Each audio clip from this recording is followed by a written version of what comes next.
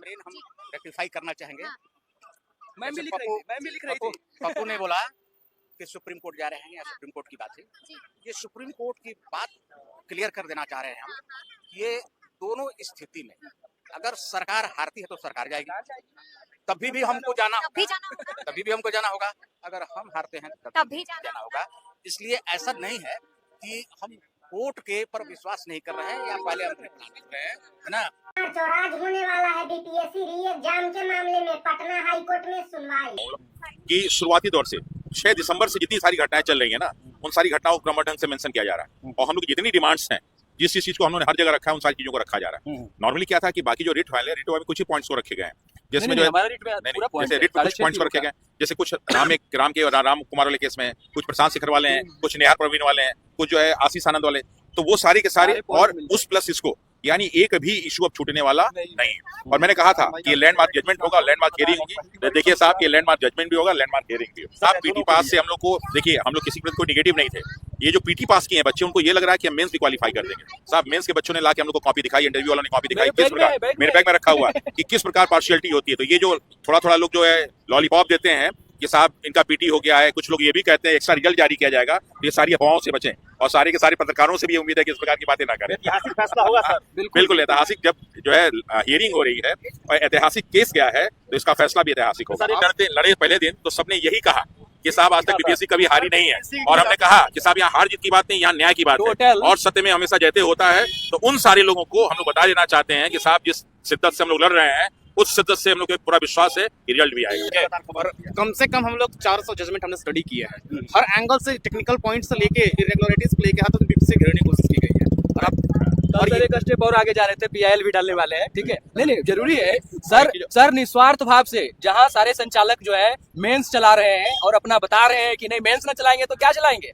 Sir भी coaching चला सकते थे, समझ रहे हैं, लेकिन न्याय बहुत लोग कोचिंग चला रहे हैं, बिल्कुल चला रहे हैं, इथिकली वो गलत है। सब लोग जो है हिस्ट्री ज्योग्राफी पॉलिटी पे डिस्कस कर रहे हैं, और हम दोनों जो टीचर है बैठ के सारे के सारे उन सारे केसेस पे डिस्कस कर रहे हैं जो अपने बीबीएससी से रिलेटेड। इसीलिए, और हम लोग ऐसा नहीं कि हमारे वकील साहब वो तो जो कर रहे हैं कर ही रहे हैं, हम लोग दिन भर बैठ के, रात भर बैठ के, आप देखते होंगे कि रात भर डिस्कशन करते हैं कि साहब इस वाले में पॉइंट, इस वाले में पॉइंट डायरी पे लिखते हैं हम लोग, और तब सब लोग आके हम लोग अपने जो वकीलों से डिस्कस करते हैं और सब सारे लोगों से डिस्कस करते हैं, जिससे हम लोग का पूरा का पूरा लक्ष्य। कई लोग सोच रहे हैं सर क्या होगा, आप लोग वहां जाने यार भीड़ कम है, हम लोग का पूरा काम ये इसी में लगे हुए हैं। और जितने भी 6 केस वाले हैं सब आपस में एकदम कोलैबोरेट होकर सारी चीजों कर रहे हैं। और अब तो अभिजीत आनंद भी सर आ गए और देख रहे होंगे जिस तरह से उन्होंने डिस्कस किया।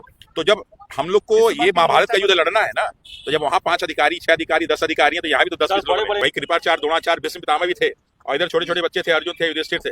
बात है कि कौन न्याय के साथ है, कौन अन्याय के साथ। गिरी सर भी रहे हैं, गिरी सर उतना दिन एडवोकेट जनरल रहे हैं, उसके बाद गवर्नर के एडवाइजरी ऑनररी जो है वो एडवाइजर रहे हैं, तो कोई मतलब छोटा नहीं है यहाँ पे। नाम बड़ा छोटा, अभिनव श्रीवास्तव सर सर्विस मैटर के सबसे बड़े सर नाम, एक मिनट सर, नाम बड़ा छोटा अलग बात है, it's a court of law, rule of law will prevail, ठीक है। वहाँ तो ये नहीं देखा जाता है कि आप इतने बड़े वकील हैं, फैक्ट सर मेरिट अगर हमारे फेवर में है तो law will prevail, it's rule of law. और हमारी बैटिंग सुप्रीम कोर्ट में भी जारी है, वहाँ से भी इनिशिएट किए हैं सर जाने माने लॉयर। 8-9 तारीख को पता चल जाएगा, उनके साथ हम मिलेंगे और आएगा वीडियो उस समय पे, ठीक है। सर सुप्रीम कोर्ट जाने का नौबत मिलेगा, देखिए आएगी तो नहीं। देखिए दरअसल क्या है कि हम लोग का पहला लक्ष्य था कि साहब री एग्जाम होना चाहिए और ठीक से चेक इन होना चाहिए, लेकिन उसके लिए हम लोग को 90 दिन जो है सड़कों पे बैठना पड़ा, हम लोग को लाठियां खानी पड़ी, हम लोग को जेल जाना पड़ा। अब ये सारी चीजें भी मेंशन हुई हैं ताकि देखें कि हम लोग ये लड़ाई सिर्फ छोटी लड़ाई नहीं लड़ रहे थे। बहुत लोग सोच रहे नहीं होगा, और इससे क्या फायदा होगा, उससे क्या फायदा होगा, लेकिन जब आप शिद्दत से लड़ते हैं और त्याग करते हैं और बलिदान करते हैं, तो देश की आजादी में जब इतना हुआ तो यहाँ भी होगा। मेंस वालों का जो आप पढ़े हुए हैं 6 महीने बाद काम आएगा। आदेश जी मैं एक बात बताता हूँ, मेंस की एग्जामिनेशन को लेके जो बच्चे प्रिपरेशन कर रहे हैं, उन्होंने एक बार बोलिएगा और सर्टिफिकेट मतलब कॉपी देखने के लिए, उसकी कॉपी में किस तरह से आर्बिट्रेरी मार्किंग हुई है, इसको लेके मैंने बीपीएससी सर्टिफिकेट पूछा भी था कि आपके यहाँ क्या स्टैंडर्ड इवैल्यूएशन का, how do you maintain uniform standard of evaluation, उनके पास कुछ नहीं है। So I am going to file another PIL on the same matter कि बीपीएससी के मेंस कॉपी की इवैल्यूएशन बहुत ही आर्बिट्रेरी मार्किंग होती है। तो अगर आप प्रीलिम्स क्वालीफाई कर भी जाओगे तो वहां भी आर्बिट्रेरी मार्किंग होगी, तो उनकी भी लड़ाई है। And again the selection process does not consist only one stage that is prelims, इसमें प्रीलिम्स है, मेंस इंटरव्यू है, आप सर मेंस से भी छट जाओगे, तो प्रोसेस तो पूरा फेयर होना चाहिए ना, ठीक है। तो इस बार हम लोग पूरे बीपीएससी प्रोसेस को सैनिटाइज करने के लिए आए हैं, सैनिटाइज करने के लिए आए देखिए सलाह देते हैं। देखिए बीपीएससी को सलाह सिर्फ इतना ही है कि अगर आप जो है बिहार के भविष्य के बारे में चिंता कर रहे हैं, हमें कोई दिक्कत नहीं, लेकिन जो रिटायर्ड अधिकारी हैं जब उनको एक लास्ट मौका और मिल जाता है तो कुछ ऐसे पुण्य के काम करके जाएं ताकि ऊपर जाए तो प्रश्नों को जवाब दे पाए, बच्चों पे लाठी चार्ज न कराएं, टीचरों को जेल न भेजें, क्योंकि अंत भला तो सब भला होता है, लेकिन अंत में आप ऐसा काम कर रहे हैं कि लग रहा है कि अंत भला नहीं होगा। तो हम नहीं चाहते कि कई जो है अधिकारियों से बेऊर जेल में मिल के आया, कष्ट भी हुआ कि साहब इसीलिए आईएएस बने थे कि बेऊर में हो गए। तो मैं नहीं चाहता कि और भी बहुत सारे लोग जाएं, लेकिन ऊपर वाला लिखा हुआ तो लोग को जाना ही होगा।